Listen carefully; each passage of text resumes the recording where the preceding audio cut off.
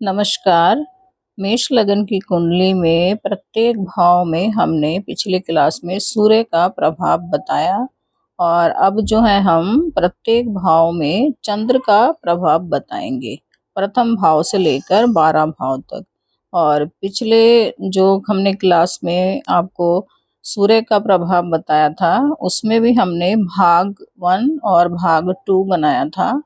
तो इसमें भी हम भाग 1 और भाग 2 बनाएंगे क्योंकि नहीं तो वीडियो बहुत ज़्यादा लंबी हो जाएगी। इस कारण प्रथम भाव से लेकर छठे भाव तक का चंद्र का प्रभाव बनाएंगे प्रथम भाग में, और फिर द्वितीय भाग में जो है 7वें भाव से लेकर 12वें भाव तक दूसरा वीडियो बनाएंगे। तो आइए शुरू करते हैं। मेष लगन की कुंडली में अगर चंद्रमा प्रथम भाव में बैठता है तो यहाँ राशि और लग्न दोनों ही मेष हो जाएगा। देखिए, क्योंकि प्रथम भाव जो है वो लग्न भाव होता है और अगर चंद्रमा यहाँ पे बैठा है मतलब कि ये राशि भी मेष राशि ही होगी। मतलब चंद्रमा भी उस बच्चे के जन्म के समय गोचर में पूर्व दिशा की राशि में ही था। पिछली क्लास में हमने आपको बताया था कि लगन में हम उसी राशि को बिठाते हैं जो राशि पूर्व दिशा में होती है। मतलब कि ये मेष लगन की कुंडली में जो है मेष राशि पूर्व दिशा में थी और चंद्रमा उस समय मेष राशि पर ही विराजमान थे। इसी कारण से यहाँ पर लग्न और राशि जो है सेम है। मंगल की राशि पर चंद्रमा हो तो ऐसा जातक जो है तीव्र बुद्धिमान होता है और दिखने में भी बहुत सुंदर सुगठित शरीर वाला होता है। ऐसे लोग रईस होते हैं। इन लोगों के पास धन संपत्ति बहुत होता है, परंतु बहुत ज्यादा अस्थिर और चंचल मन के होते हैं। ऐसे लोग, उन्हें एक जगह ज्यादा देर तक टिकना अच्छा नहीं लगता। ये लोग घूमना फिरना बहुत पसंद करते हैं। मतलब ऐसे लोगों को हम भ्रमणकारी लोग कह सकते हैं। ये लोग माता पिता के प्रति बहुत ज्यादा निष्ठावान और आज्ञाकारी होते हैं। परंतु यदि चंद्रमा पर किसी पाप ग्रह की दृष्टि पड़ी तो फिर इनकी जो है आर्थिक स्थिति में बहुत ज्यादा उतार चढ़ाव भी देखा जा सकता है। आइए अब देख लेते हैं दूसरे भाव में चंद्रमा हो तो। वृषभ राशि में चंद्रमा हो तो व्यक्ति बहुत ही विनम्र और मधुरभाषी होता है। ये लोग बहुत ज्यादा भाग्यशाली और सुंदर वर्ण के होते हैं क्योंकि चंद्रमा एक सौम्य ग्रह है जिसमें शीतलता भरी होती है। तो इस तरह के लोग जो हैं बहुत ज्यादा व्यवहार कुशल, मिलनसार होते हैं। ऐसे लोगों की अपनी कुटुंब के साथ भी बहुत अच्छी बनती है और इनके बाहर भी बहुत अच्छे मित्र होते हैं।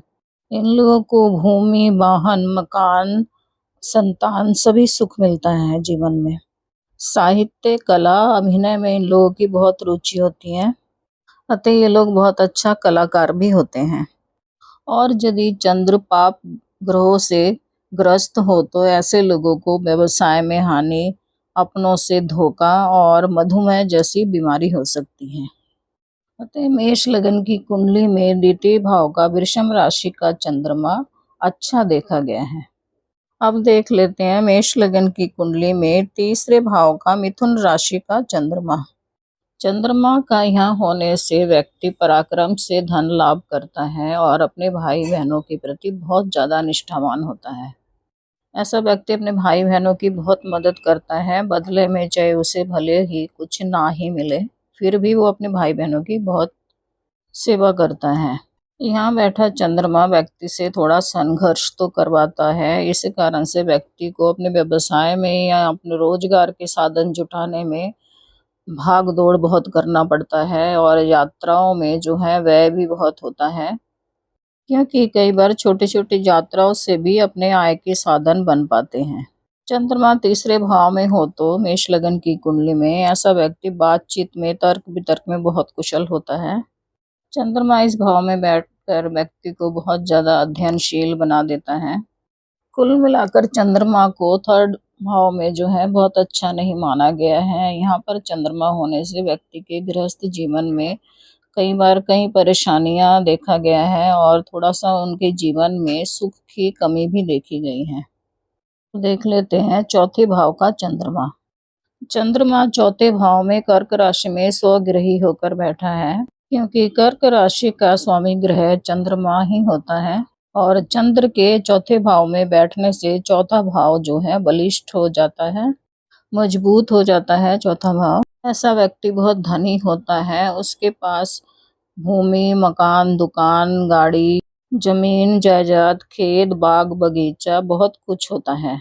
ऐसा व्यक्ति अपने माता के प्रति बहुत ही निष्ठावान होता है, और ऐसे व्यक्ति को अपने जीवन साथी और संतान का सुख भी मिलता है।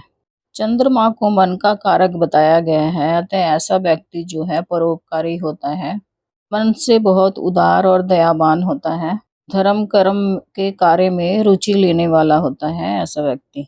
ऐसे लोगों के जीवन में आय के साधन बनते रहते हैं, और इन लोगों का जीवन बहुत ही सुखमय बीतता है।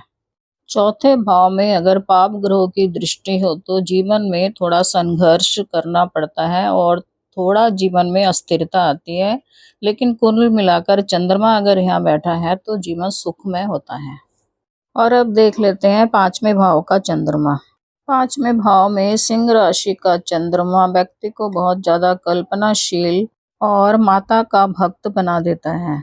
ऐसा व्यक्ति अपनी माता की बहुत सेवा करता है, और क्योंकि पांचवा भाव जो है वो शिक्षा का भाव माना गया है, तो इस प्रकार का व्यक्ति जहाँ पांचवें भाव में चंद्रमा बैठा है, ऐसा व्यक्ति बहुत हाई एजुकेटेड होता है, तीव्र बुद्धिमान होता है ऐसा व्यक्ति। ऐसे लोगों के विभिन्न तरह के आय के साधन होते हैं। पांचवें भाव से शेयर, जुआ, सट्टा आदि भी देखा जाता है, तो कई बार जो है व्यक्ति इस रास्ते से भी धन कमाता है।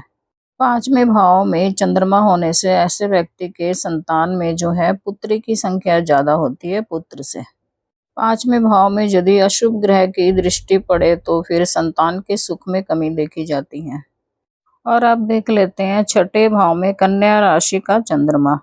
यहाँ छठे भाव में चंद्रमा होने से व्यक्ति जो है तनावग्रस्त रहता है, और उसे शारीरिक कष्ट भी होता है, और उसके माता को भी शारीरिक कष्ट होता है। चंद्रमा के छठे भाव में होने से आय कम और खर्चा अधिक होता है। पारिवारिक और आर्थिक क्षेत्र में बहुत ज्यादा संघर्ष करना पड़ता है व्यक्ति को। ऐसे लोगों को शत्रु से भी भय होता है। अतः चंद्रमा के छठे भाव में बैठने से व्यक्ति के सुख में कमी होता है। ऐसे लोगों को श्वास रोग, रक्त विकार आदि रोग, भय और संतान की चिंता भी बनी रहती है। मेष लगन की कुंडली में कन्या राशि में चंद्रमा छठे भाव में बैठकर अच्छा फल बिल्कुल भी नहीं देता है। तो मेष लगन की कुंडली में चंद्रमा का प्रभाव जो है प्रथम भाव से लेकर छठे भाव तक हमने आपको इस वीडियो में बताया है। और अब हम जो है सातवें भाव से लेकर 12वें भाव के लिए अलग वीडियो बनाएंगे, दूसरा भाग।